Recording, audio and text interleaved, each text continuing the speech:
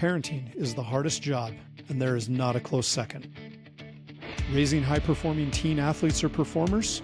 That's a high-stakes job. I'm Nate Crandall, joined by fellow certified high-performance coach Steve Galley.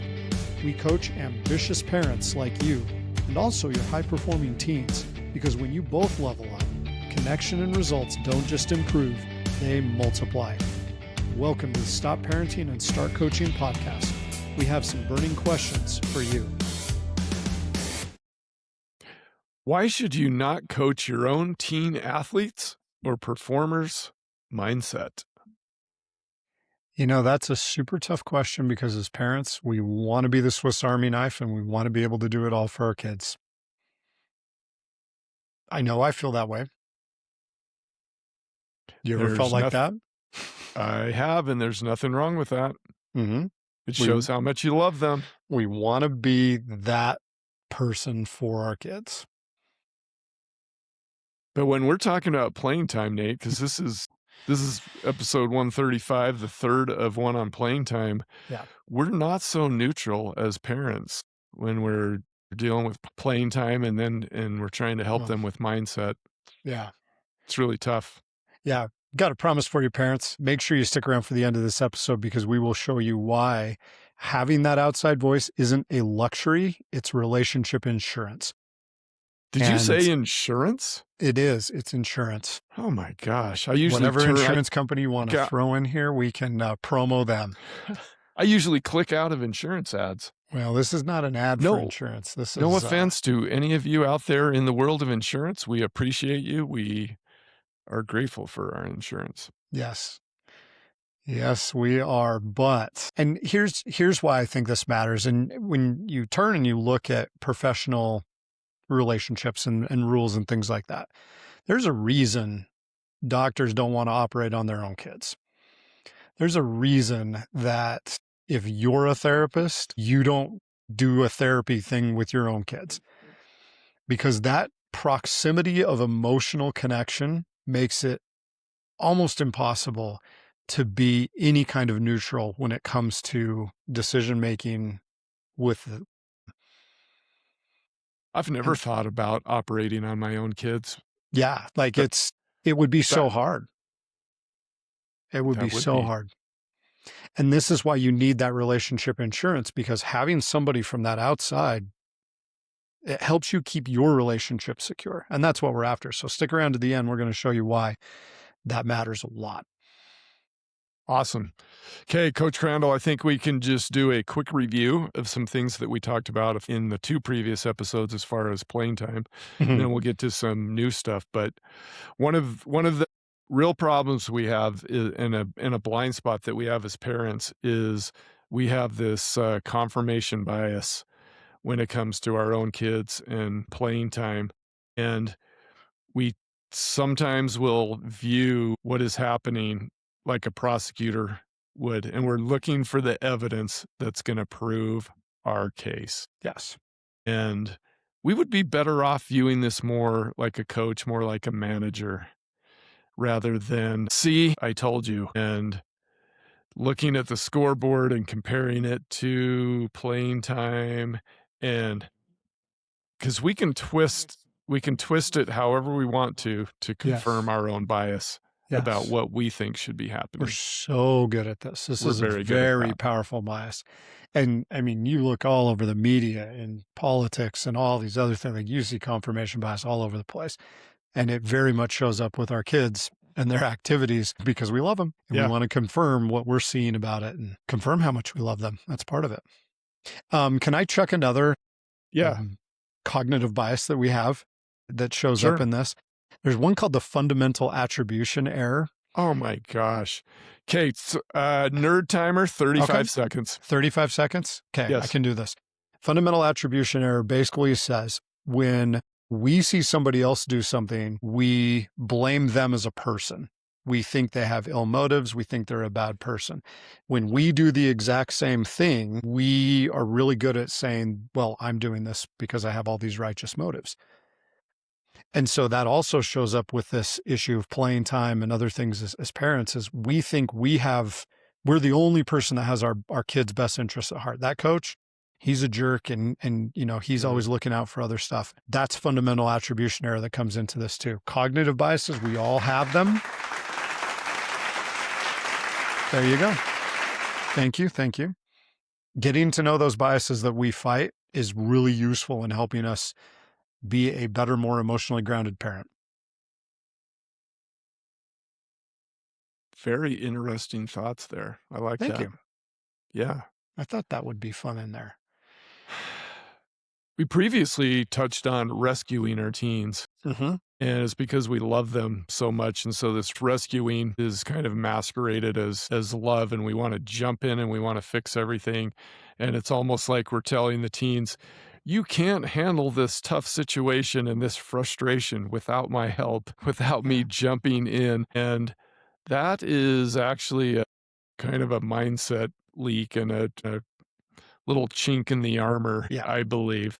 I don't know of anybody that consciously does this. Correct. It's very much a subconscious thing, but that's the message we send to the kids is, oh, well, I'm going to jump in and save you because I think you can't save yourself.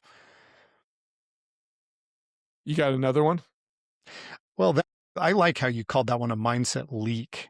I think that's a really interesting, the faucet that I drips just and made drips it and up. drips. I don't And know if it was no, it's super good a because we do dent. have that. We have that drive to, man, we got to consciously fight that. Like we have to jump in and be like, okay, step back. I can let my kid handle this. How can I support them? Do they need my support? Or are they actually grown up enough they could actually pull this off? So another blind spot that we've mentioned before, but it has to be brought back up again. The status panic. Mm, Playing time. If our kid's not playing, if our kid's not scoring, if our kid's not part of the action, we see them in terms of, oh my gosh, what's this going to do? Scholarships, their reputation, my investments that I've spent so much money on this. How does it impact my story? My kid's supposed to be a starter. I'm supposed to be the parent, that I was a starter when I was a kid. How come they're not? Whatever, but status panic creeps into this. And if we're not aware, it's another mindset leak if you want to continue to use that. yeah. Well, I think the a key point that I mentioned at the beginning is that when it comes to playing time, you're really not neutral. And I would like to congratulate any parents that have been able to get to neutral. Mhm. If you've been able to get to neutral on this, then you truly have moved into coach mode. You have stopped parenting, started coaching, and you are really going to help your team. So this is why we always say you are not, as a parent, you're actually not best suited to coach your teen athlete on mindset.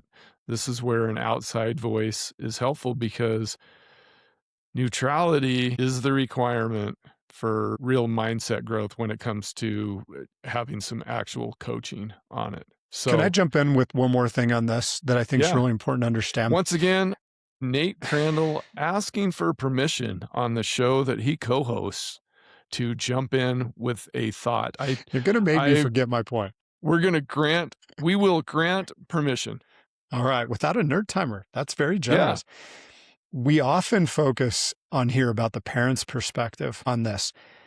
The teen perspective is incredibly valuable to understand. And we may be getting to this a little bit more later, but your teen wants so bad to prove you right, to get your approval, to have you look at them as good and strong and smart. And that factors into this. Like we often focus just on the parent side, but your teen needs that emotional separation because the stakes are so high for them. They want your love, they want your approval, they want all of those things from you. And so that factors into this in a big way as well. Thank you.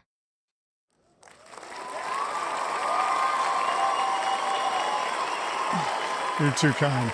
Too kind. Love it. It's weird how the crowd just suddenly stops. They're able to stop so quick. They're yelling and then they just quickly Their immediately team just stop. missed a free throw. Yeah. Yeah. Okay, so on this idea of why it is so helpful to have an outside voice because that voice is neutral. I wanna touch on on something that we do as parents. I've made this mistake is when we're speaking negatively of playing time, we're trying to rescue instead of being their anchor, and we're not letting them work through this situation that's gonna help them to deal with other situations in life where they have a non-preferred outcome. The teen basically hears our history, and we start yapping about sacrifice and expectations, and we throw out the deserve line like, "You deserve this, I deserve this, we deserve this," and a lot of this stuff actually is grounded in fear. And going back to the status thing, what's gonna happen with possible scholarship situations, and, I mean, some of those are going away, actually, Nate. That's a whole Oh, other man. episode with Yeah. the whole NIL thing, is high school kids are not gonna be recruited in the same way. The game's changing, but anyway, we can't go down that road Yeah. That right almost now. throws fire on it, though. Like that, the limiting of the scholarships available is going to make that worse, not better. Yeah. Tell me about another reason why outside voices are helpful. Tell me about the competing roles that, Now, parents are mixed up in. parents are wired to provide safety and belonging for their kids. We just are fundamentally wired to make sure their Maslow's hierarchy of needs is being supported on that base level, and that makes it really hard for us to separate from there. Whereas a mindset coach can look at it and be like, "Oh man, these parents are doing a great job. They've got everything they need." And that allows the mindset coach to challenge, to bring some truth to the table, to create some accountability systems, to do things that will help the teen to stretch beyond what the parents are capable of stretching them beyond too. I know the outside voice works because we do this, Nate, and Mhm. we love our Prime Your Mind coaching intensive that we do for small groups of high performing teen athletes.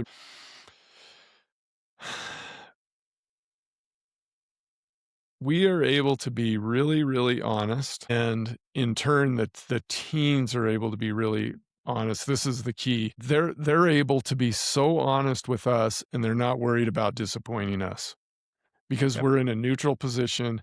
We are not their mom or dad, and they are not living in our home and around us all the time. And so we can open up the door for them to just be super honest, and we can strip away their pride. We can strip away any of the insecurity that they're often hiding from their parents, and they learn to trust us because we are 100%, well, I was gonna say 100% neutral. We love these kids, so I'm gonna say, like, 97% because there is that little there is that little part that It we is are. different though. It is different. It's a different Tell type us of how you're feeling. different. Tell us how it is different. Well, nobody can love kids like their parents do. You can try. There's a special connection between that's Steve, this is like fundamental purpose why we have this show. The teen and the parent relationship is so sacred and so special that nobody from the outside can replicate it. Like we could fill that. We can be a father figure as a coach. Other people can do that, but the level of love and connection that happens between a teen and a parent is irreplaceable. Absolutely. Hey, we're almost to the relationship insurance. You promised Mhm. this, relationship insurance thing, and I'm really intrigued because I actually don't know what you're gonna come up with on this promise. All right, smarty pants Nate, who has just been on an absolute nerd roll today, and I love it. What should parents say instead of going into mindset? Because we're telling them that an Yeah. outside voice is needed.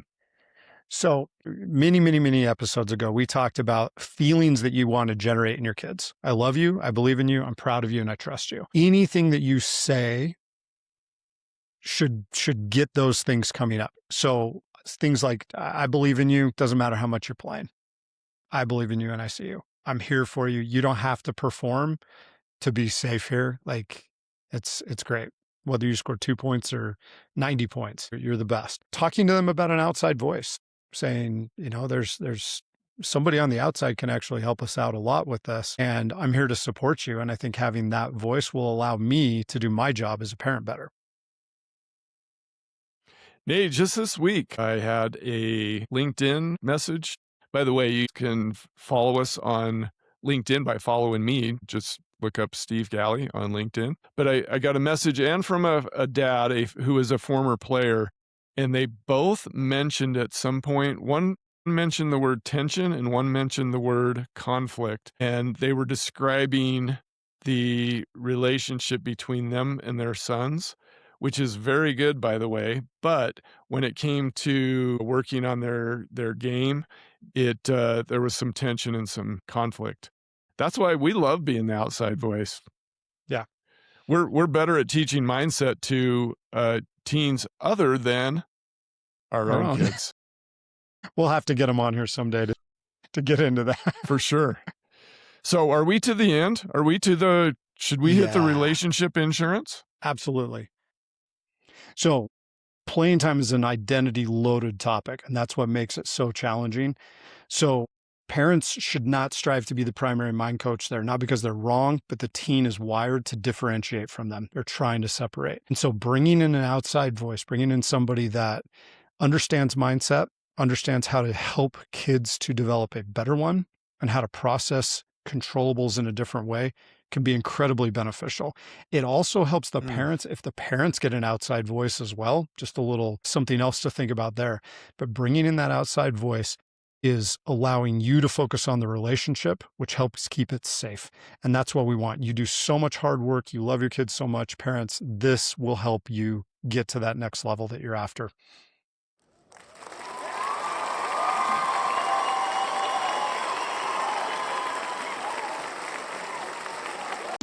Nate Parental and Steve Galley would like to thank you for tuning in to this episode. If you love what you're experiencing and learning from the Stop Parenting and Start Coaching podcast, please like, comment, and or leave a glowing review of this episode and the show. And to further help Nate and Steve expand their reach and impact thousands of parents, athletes, and performers, please share the show and subscribe to the Stop Parenting and Start Coaching podcast channel on YouTube. And if you want to explore further to see what Nate and Steve are creating to help parents of athletes and performers everywhere, please visit their website at createtransformbecome.com. That's createtransformbecome, all one word, .com. There you will find a growing number of tools and resources to help you elevate your parenting. Thanks again for tuning in. Now go create a magical relationship with your athlete or performer.